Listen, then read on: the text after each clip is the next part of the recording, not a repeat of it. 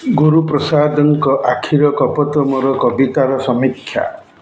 ଏକଦା ଇଂରାଜୀ ଭାଷା ଓ ସାହିତ୍ୟର ଅଧ୍ୟାପକ, ଅଧ୍ୟକ୍ଷ ଏବଂ ଉଚ୍ଚଶିକ୍ଷା ବିଭାଗର ନିର୍ଦ୍ଦେଶକ ଡି.ପି.ଆଇ. ପଦବୀରେ ରହିଥିବା ଓଡ଼ିଆ ଅତ୍ୟାଧୁନିକ ଅବିସ୍ମରଣୀୟ ପାଠ୍ୟାନ୍ତର୍ଗତ କାଳଜୟୀ କବି ଶ୍ରୀଯୁକ୍ତ ଗୁରୁପ୍ରସାଦ ମହାନ୍ତିଙ୍କ ଦ୍ୱାରା ରଚିତ ଓ ତାଙ୍କ ସମୁଦ୍ର ସ୍ନାନ ନାମକ କବିତା ବହିରେ ସ୍ଥାନିତ ଆଖିର କପୋତ ମୋର ନାମକ କବିତାଟି ସ୍ୱାମୀ ସ୍ତ୍ରୀ ବା ପତି ପତ୍ନୀଙ୍କର ଦାମ୍ପତ୍ୟ ପାରିବାରିକ ଜୀବନକୁ ଆଧାରିତ କରିଥିବା ଏବଂ ସେଥିରେ କବିଙ୍କର ଯୌବନ ତଥା ବାର୍ଦ୍ଧକ୍ୟର ଦୁଇ ସାମୟିକ ସ୍ଥିତିକୁ ଦର୍ଶାଇଥିବା ଏକ ଅତ୍ୟନ୍ତ ବୌଦ୍ଧିକ କବିତା ଥିବାରୁ ବୁଝିବାରେ କଷ୍ଟକରତା ଆଣେ।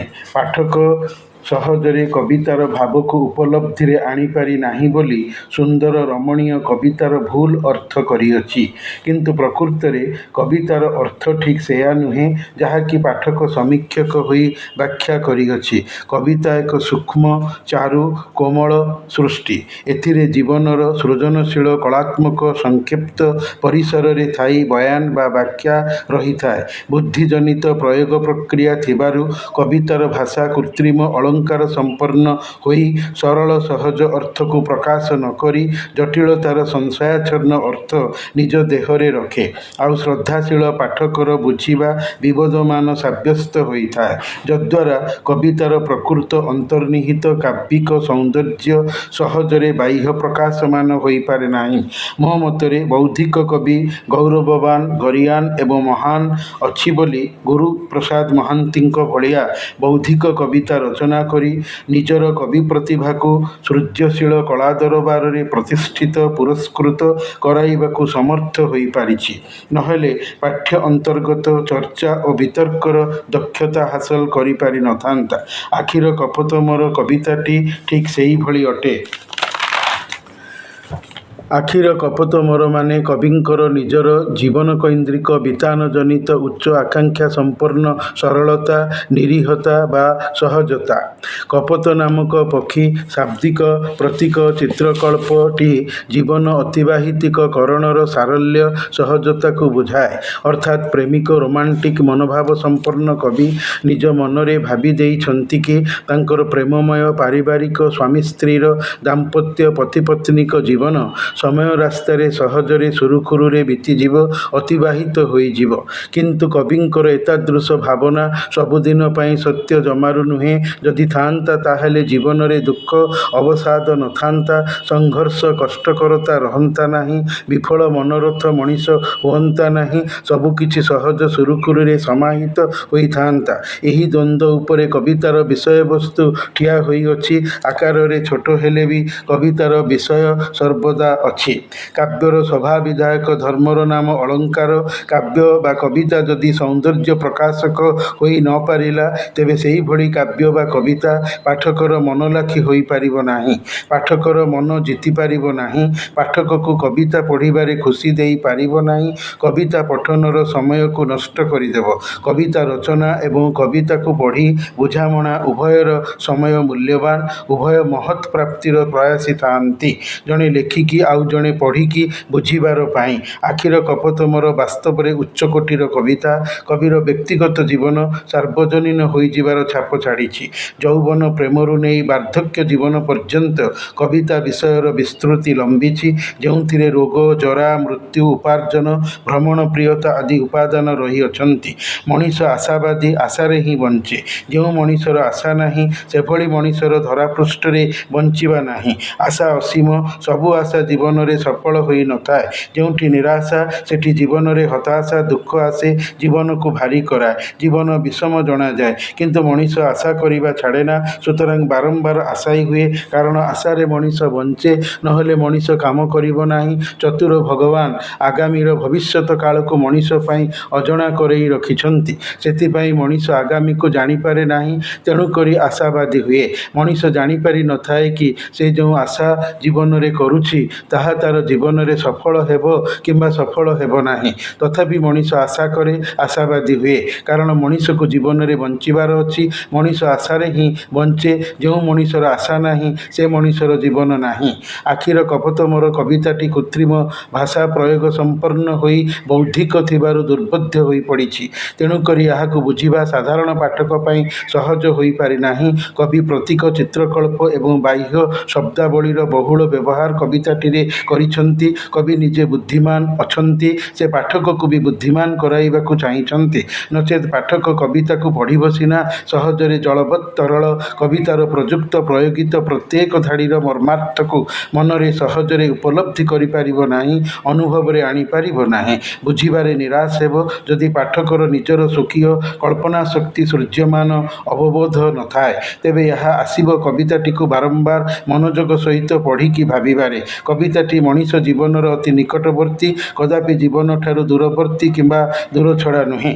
ବିବାହ କରି ପତ୍ନୀକୁ ଭଲ ପାଇବା, ପ୍ରେମ କରିବା, ସ୍ତ୍ରୀକୁ ନିଜେ ବିଭିନ୍ନ ସ୍ଥାନକୁ ନେଇ ବୁଲାଇବା, ସମୁଦ୍ର କୂଳରେ ବସାଇବା, ଘାଟିବଣ ରାସ୍ତା ପାରି କରାଇବା, ପାର୍କ ବଗିଚାର ଗଛ ଛାଇରେ, ଘାସ ପଡ଼ିଆରେ, ଲନ୍‌ରେ ବସି ପ୍ରେମଗପ କରିବା, ନିଃଶବ୍ଦ ଆଳାପରେ ମଗ୍ନ ହେବା, ଶିଉଳି ଶାମୁକା ପତିତ ନଦୀ ଓ ପୋଖରୀରେ ଗାଧୋଇବା, ଏସବୁ ସ୍ୱାମୀଟିଏ ନୂଆ ନୂଆ ପରିବାର ଗଢ଼ିଥିବା କାରଣ ପାଇଁ ନବବିବାହିତ ପତ୍ନୀ ସହିତ ସଚରାଚର ସାଧାରଣତଃ କରିଥାଏ। ଜୀବନର ଏହା ପ୍ରେମମୟ ଅବସ୍ଥା, ତାହାର ପରିସ୍ଥିତି। ମାନବୀୟ ଦାମ୍ପତ୍ୟ ସମ୍ପର୍କ ସମ୍ବନ୍ଧ ସବୁଦିନେ ଯେ ଆରାମରେ, ସୁଖ ତଥା ସୁରୁଖୁରୁରେ ବିତିବ, ଏହାର ସଠିକତା ବା ଗ୍ୟାରେଣ୍ଟି କଦାପି ନାହିଁ। ମନ ମିଳିଲେ ସମ୍ପର୍କ ଭଲ, ମନ ନ ମିଳିଲେ ସମ୍ପର୍କର ବ୍ୟବଧାନ, ଦୂରତା, ଫାଟ ଦେଖାଦେବ। ଚିନ୍ତାଧାରାଗତ ପାର୍ଥକ୍ୟ ବା ଆଇଡିଓଲୋଜିକାଲ ଡିଫରେନ୍ସ ଏବଂ ଜଣେ ଜଣକ ଉପରେ ଆଧିପତ୍ୟ ବିସ୍ତାର କରିବା, କ୍ଷମତା ଜାହିର କରିବା ଏହାର ମୁଖ୍ୟ କାରଣ। ସହାବସ୍ଥାନ, ଆଡଜଷ୍ଟମେଣ୍ଟ ନଥିଲେ, ସ୍ୱାମୀ ସ୍ତ୍ରୀ ପରସ୍ପରର ମନୋଭାବ, ସେଣ୍ଟିମେଣ୍ଟକୁ ନ ବୁଝିଲେ ପାରିବାରିକ ଜୀବନରେ ଦ୍ୱନ୍ଦ୍ୱ, ମନୋମାଳିନ୍ୟ ଦେଖାଦେଇଥିବାରୁ କବି ସ୍ୱାମୀଟି ରାତିରେ ପତ୍ନୀ ସହିତ ଏକାଠି ହୋଇ ନ ପାରି ଅଗଣାକୁ ଚାଲିଆସି ବିଷଣ୍ଣ ଦୁଃଖିତ ହୋଇ ଘର ଅଗଣାର ଉପର ଛାପି ଛାପିକିଆ ବଉଦ ବାଦଲ ତଳେ ଲୁଚି ରହିଥିବା ମ୍ଳାନ ମଳିନ ଜହ୍ନକୁ ଚାହିଁ ରହିଛନ୍ତି। ନିଜ ଜୀବନର ସୁବିସ୍ତୃତ ଆକାଶରେ ବୁଝାମଣାର ଜହ୍ନ ମନୋମାଳିନ୍ୟର ମେଘ ଆବରଣରେ ଥିବା ହେତୁ ଚୈତ୍ର ଋତୁର ଗଛର ପତ୍ରଝଡ଼ା ରୀତି ଭଳିଆ କବିଙ୍କ ଜୀବନ ବୃକ୍ଷରୁ ଯୌବନର ତେଜୋଦୀପ୍ତ ସବୁଜ ଭରା ପତ୍ର ସବୁ ଝଡ଼ି କବିଙ୍କୁ ବୃଦ୍ଧ, ବଳହୀନ, ଦୁର୍ବଳ, ଜୀର୍ଣ୍ଣଶୀର୍ଣ୍ଣ, ପତଳା କରାଇ ଦେଇଛି। ବୟସରେ କବି ପତ୍ନୀଙ୍କଠାରୁ ବଡ଼ ଥିବାରୁ ରାସ୍ତାରେ, ଜୀବନ ପଥରେ, ସକାଳ ଚଲା ଓ ସନ୍ଧ୍ୟା ବୁଲାରେ ବାଲି ଭଉଁରୀର ଗୋଲାକାର ଚକ୍ର ଭଳି ହଲି ଦୋହଲି ଥର ଥର ହୋଇ ଏପଟ ସେପଟର ଦୁଇ ପାର୍ଶ୍ୱକୁ ଢଳି ଢଳି ବାଡ଼ି ଧରି ଚାଲୁଛନ୍ତି ବୃଦ୍ଧା ପତ୍ନୀ। କିନ୍ତୁ ଡରି ଯାଇଛନ୍ତି କି କାଳେ ତାଙ୍କର କବି ସ୍ୱାମୀଟି ରାସ୍ତାରେ ପଡ଼ିଯିବେନି ତ ଆଉ? ସେ ଲାଗି ପତ୍ନୀ ତାଙ୍କୁ ତଳେ ନ ପଡ଼ିଯିବା ପାଇଁ ଆଶାରେ ସ୍ୱାମୀଙ୍କୁ ଧରି ବାଟ ଚଳାଇଛନ୍ତି, ଜୀବନର ପଥ ପାରି କରାଇବାରେ ସାହାଯ୍ୟ କରିଛନ୍ତି। ବୃଦ୍ଧ ଦମ୍ପତିଙ୍କର ଏ ପ୍ରକାର ଜୀବନର ବିତାନ ବା ଅତିବାହିତିକରଣ ଜୀବନ ମରଣର ଦୋଛକିର ମଧ୍ୟରେ ଅଛି। ପତି ପତ୍ନୀ ମଧ୍ୟରେ ସବୁବେଳେ ରାଗ, ରୁଷା, କଳି ଝଗଡ଼ା ନାହିଁ। ମନୋମାଳିନ୍ୟ ପରେ ପାରସ୍ପରିକ ବୁଝାମଣା ବି ଅଛି। ନଚେତ୍ ଭରସାୟିତ ଜଣେ ଅନ୍ୟ ଜଣଙ୍କ ଉପରେ ନିର୍ଭରଶୀଳତା ଆସିପାରିବ ନାହିଁ। ଜୀବନ ନ ହୋଇ ଏହା ସତରେ ଜୀବନ୍ତ ମରଣ ଭଳିଆ ଉଭୟଙ୍କୁ ମନେ ହୋଇଛନ୍ତି, ପ୍ରତୀୟମାନ ହୋଇଛି। ସମୁଦ୍ରକୂଳିଆ ଝାଉଁବଣରେ ଯୌବନ ବିବାହିତ, ପ୍ରେମ ଉତ୍ସାହିତ, ଆବେଗାନ୍ୱିତ ମଧୁମୟ ସୁନ୍ଦର ମୁହୂର୍ତ୍ତମାନଙ୍କରେ ଯୁବକ କବି ଓ ତାଙ୍କ ଯୁବତୀ ସୁନ୍ଦରୀ ପ୍ରେମିକା ପତ୍ନୀ ମେଘାକ୍ରାନ୍ତରେ ଝାଉଁବଣର ଉପରି ଭାଗରେ ମେଘ ଚରିଯିବା ଭାସୁଥିବା କାରଣରୁ ଝାଉଁବଣର ଉପରିସ୍ଥ ଭାଗକୁ ମେଘ ଢାଙ୍କି ଦେଇଥିଲା। ସେଥିପାଇଁ କବିଙ୍କୁ ଝାଉଁବଣର ଉପରି ଭାଗ ଦିଶୁନଥିଲା।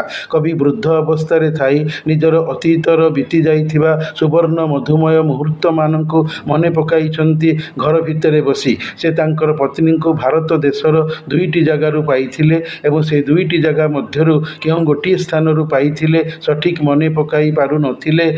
ସେ ଦୁଇଟି ଜାଗା ହେଲେ ମଧ୍ୟପ୍ରଦେଶର ଇତିହାସ ପ୍ରସିଦ୍ଧ ଏକଦା ବିକ୍ରମାଦିତ୍ୟ ଶାସନାଧୀନ ସ୍ଥାନ ଉଜ୍ଜୟିନୀ ନଗର ଅଥବା ଓଡ଼ିଶାର ଏକଦା ରାଜଧାନୀ ଥିବା ମୋଗଲ ଇଂରେଜ ଶାସନାଧୀନ ବାରବାଟୀ ଦୁର୍ଗର ବାଣିଜ୍ୟ ପ୍ରସିଦ୍ଧ ସହର କଟକ।